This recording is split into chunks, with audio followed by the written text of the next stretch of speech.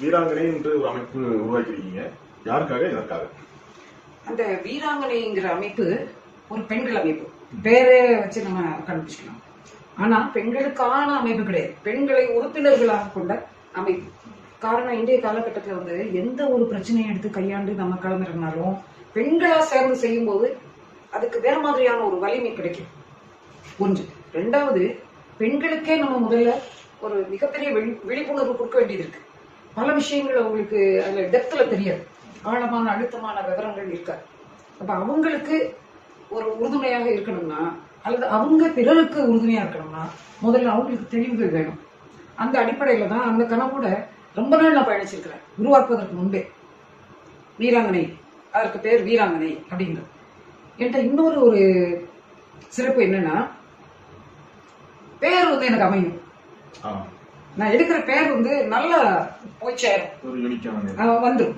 அது நான் அப்படி நினைச்சு ஆரம்பிக்கிறனோ இல்லையோ, அதற்கு ஒரு அங்கீகாரம் அதுக்கு கிடைச்சிடும். வீராங்கனைக்கு நல்ல ஒரு அங்கீகாரம் இதுவரை கிடைச்சிருக்குது. இந்த வீராங்கனை முத ஆரம்பிக்கப்பட்டப்போ 1990கள் தொடக்கத்தில் ஆரம்பிச்சேன். அப்போ வந்து அது women's forum, forum of women working for the cause of society. பெண்களின் ஒரு அமைப்பு, பெண்களுக்கானது மட்டுமல்ல, சமூகத்திற்கு நன்மை செய்யக்கூடிய பெண்களின் ஒரு கூட்டமைப்பு மாதிரி தான் அதை திட்டமிட்டேன். அதுல வந்து 1990களில் தான் இதை தொடர்ந்தது.